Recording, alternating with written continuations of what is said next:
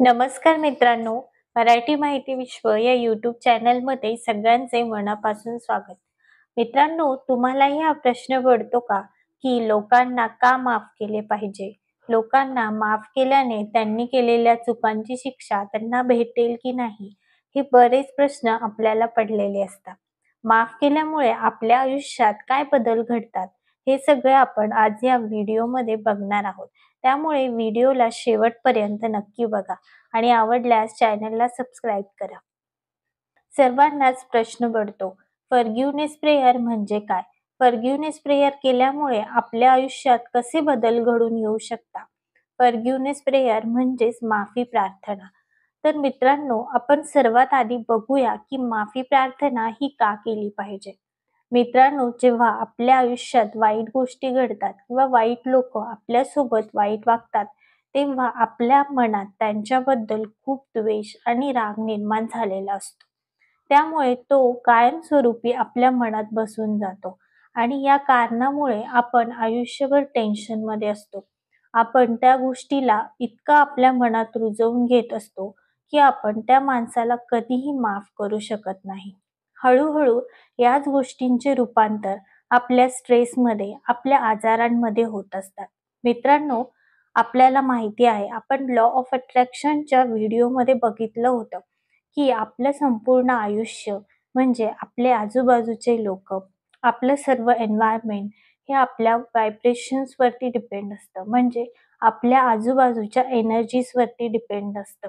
मित्रांनो, जेव्हा तुम्ही कोणाबद्दल राग धरता, तेव्हा तुमच्या मनात त्याच्याबद्दल एक ईर्ष्याची आणि एक रागाची भावना तयार झालेली असते आणि ह्या सर्व गोष्टी निगेटिव्हिटीमध्ये येत असतात. त्यामुळे कळत ना कळत तुम्ही तुमचा माइंडसेट हा निगेटिव्ह बनवत असतात आणि तुम्ही स्वतःलाच त्या माणसापासून त्रास करून घेत असतात. आपण आपल्या आजूबाजूला अशी लोक बघत असतो, की जी लोक नेहमी आपल्याला त्रास देतात, आपल्याबद्दल वाईट बोलतात. पण मित्रांनो, तुम्हाला माहिती आहे का, लोक तुम्हाला वाईट बोलून तुमच्याबद्दल निगेटिव्हिटी पसरून निघून जातात आणि ते स्वतः आनंदी राहतात. पण तुम्ही मात्र तेच विचार, त्यांचं बोलणं, त्यांचं वागणं तुमच्या डोक्यात घेऊन बसलेले असतात. त्यामुळे तुम्हाला त्या गोष्टीचा कळत ना कळत त्रास व्हायला लागतो. आपण वर्षानुवर्ष एकच गोष्ट आपल्या डोक्यात घेऊन बसलेलो असतो आणि त्यामुळे आपल्या शरीरात त्या गोष्टीचे निगेटिव्ह परिणाम व्हायला लागत असतात. मित्रांनो, आपण माफ करतो दुसऱ्याला, तेव्हा असं कधीही नाही समजायचं की आपण त्या माणसाला माफ केलं म्हणजे त्याच्या चुका माफ होतील, त्याच्या वर्तणुकीला आपण सपोर्ट करतोय. तर असं काहीही नसतं. आपण जेव्हा दुसऱ्याला माफ करतो, तेव्हा आपण स्वतःमधील निगेटिव्हिटी बाहेर काढत असतो. आपण त्या माणसालाच नाही तर स्वतःला सुद्धा निगेटिव्हिटीपासून दूर करत असतो.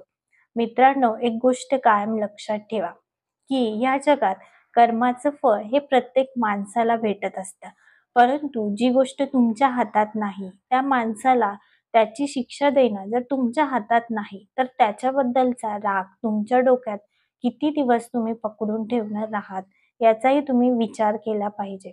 जेव्हा तुम्ही लोकांना माफ करता, तेव्हा तुम्ही स्वतःला अपग्रेड करत असतात. स्वतःमध्ये पॉझिटिव्हिटी निर्माण करत असतात. मित्रांनो, दुसऱ्यांना माफ करणं म्हणजे त्यांच्या चुकांचे समर्थन करणं असं कधीही होत नसतं. मित्रांनो, या ब्रह्मांडाचा एक नियम आहे, की आपण जे कर्म करतो ते आपल्याला इथेच फेडावे लागते.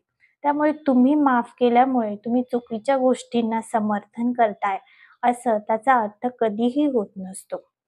त्या माणसाला त्याच्या चुकीची आणि त्याच्या कर्मांची फळं ही भेटणारच असतात. फरक फक्त एवढाच असतो, की तुम्ही माफ केल्यामुळे तुमच्या आतील निगेटिव्हिटी ही निघून जाते आणि तुमचं माइंड हे रिफ्रेश होत असतं. आपण लॉ ऑफ अट्रॅक्शनच्या व्हिडिओजमध्ये बघितले, की एनर्जीज आणि व्हायब्रेशन्स कशाप्रकारे आपल्या आयुष्यावरती इम्पॅक्ट करत असतात. त्याच प्रकारे आपण जेव्हा खूप दिवस कोणाला माफ करत नाही, त्यांच्याबद्दल आपण राग, द्वेष मनात ठेवत असतो, तीही एक निगेटिव्ह भावनाच असते आणि ती कोणत्या ना कोणत्या रूपात बाहेर पडत असते.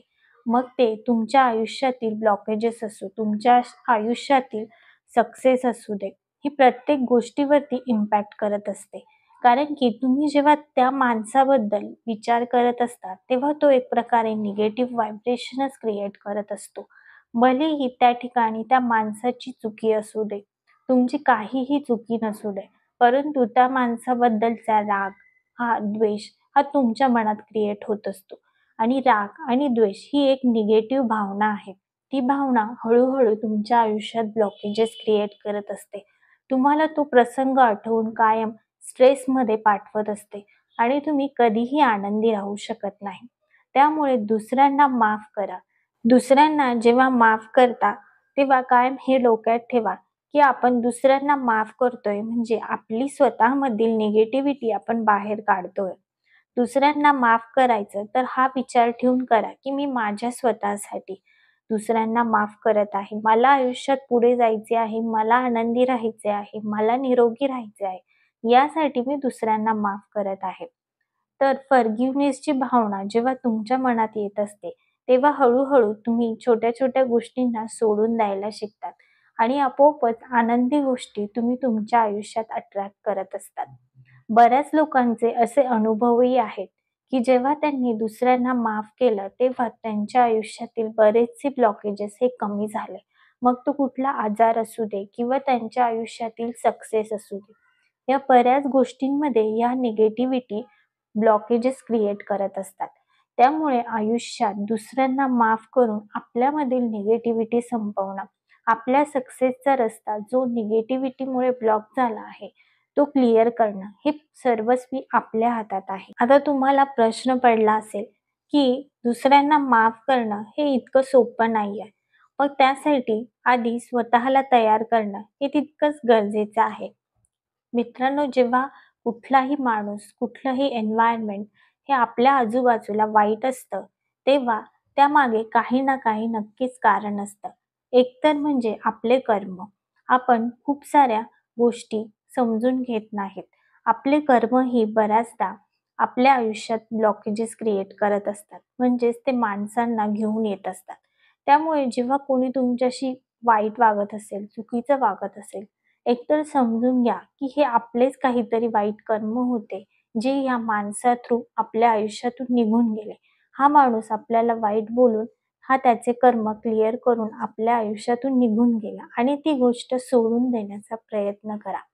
आणि दुसरी गोष्ट म्हणजे बऱ्याचदा तो माणूसही स्वतः खूप जास्त अँक्झायटी किंवा बऱ्याच गोष्टींमधून सफर करत असतो. त्यामुळेही तो आपल्याशी वाईट वागत असतो.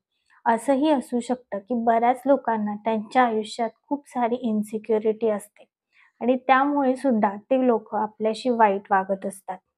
तिसरी गोष्ट म्हणजे काही लोकं ही आपल्या आयुष्यात वाईट वागतात, हे फक्त आपल्याला असं वाटतं, पण त्यांचा त्यामागचा हेतू हा चांगलाही असू शकतो. जेव्हा आपण दुसऱ्याच्या पर्स्पेक्टिव्हने बघायला विचार करतो, तेव्हा आपल्याला कळायला लागतं, की समोरचा माणूस हा 100% चुकीचा होता असं नाही. त्या माणसाचा हेतू कदाचित चांगला होता, पण त्याची बोलण्याची पद्धत ही चुकीची होती. असंही बऱ्याचदा होत असतं. त्यामुळे मित्रांनो, कायम दुसऱ्यांना समजून घेण्याचा प्रयत्न करा. दुसऱ्याला किंवा दुसऱ्याच्या सिच्युएशनमध्ये स्वतःला ठेवून बघण्याचा प्रयत्न करा. त्यामुळे सुद्धा आयुष्यात खूप प्रॉब्लेम सॉल्व्ह होत असतात. मित्रांनो, आपण फक्त आपला विचार करत असतो, की तो माणूस आपल्याला वाईट बोलतोय किंवा त्या माणसाचं वागणूक ही चुकीची आहे. पण मित्रांनो, कदाचित त्या माणसाचा पर्स्पेक्टिव्ह हा तुमच्यापेक्षा वेगळा असू शकतो. त्यामुळे स्वतःला इतरांच्या जागेवर ठेवून बघण्याचाही कधीतरी प्रयत्न करत जा. तुम्हाला बऱ्याच गोष्टींची उत्तरं मिळतील. मित्रांनो, काही लोकं ही अशा वातावरणात वाढलेली असतात, की जिथे त्यांना कधी दुसऱ्यांची बाजू समजून घेण्याचा हा सवयच नसते. त्यामुळे ती लोकं तुमच्याशी तसं वागूही शकतात. त्यामुळे तुम्हीही त्यांना माफ करण्याचा प्रयत्न करा. असं समजा, की या माणसाचे विचार आणि संस्कारच त्या प्रकारचे आहेत. त्याला आपण कधीही बदलू शकत नाही. त्यामुळे आपण स्वतःला बदलण्याचा प्रयत्न करा आणि त्या माणसाला माफ करा. असे 4 ते 5 प्रकारचे पर्स्पेक्टिव्ह ठेवून जर तुम्ही काम केलं स्वतःवरती, तर नक्कीच तुम्ही स्वतः दुसऱ्यांना माफ करू शकता. दुसऱ्यांना माफ करणं किंवा कोणी आपल्याशी वाईट वागलंय त्याला माफ करणं हे नक्कीच सोपं नाहीये. परंतु जर तुम्ही या गोष्टीची दररोज प्रॅक्टिस केली, तर एक ना एक दिवस तुम्ही नक्कीच त्या लोकांना पूर्णपणे माफ करू शकाल. मित्रांनो, जेव्हा आपण दुसऱ्यांना माफ करतो, तेव्हा त्याच्याकडे आपली पॉझिटिव्हिटी पोहोचत असते. मित्रांनो, वाईट गोष्ट ही चांगल्या गोष्टीला कधीही हरवू शकत नाही, हे कायम लक्षात ठेवा. जेव्हा एखादा माणूस वाईट वागतो, तेव्हा तुम्ही त्याच्याकडे तुमची पॉझिटिव्हिटी, तुमचं प्रेम पोहोचवत असतात. तेव्हा ते व्हायब्रेशन्स त्या माणसापर्यंत ऑटोमॅटिकली जात असतात आणि तुम्हालाही त्या माणसाबद्दल चांगलं वाटायला लागतं. त्या माणसाचं बोलणं तुम्हाला आधीपेक्षा कमी हर्ट करतं. त्यामुळे तुम्ही कायम अशा लोकांबद्दल पॉझिटिव्ह विचार करा. त्यांच्यापर्यंत पॉझिटिव्ह व्हायब्रेशन्स पोहोचवण्याचा प्रयत्न करा.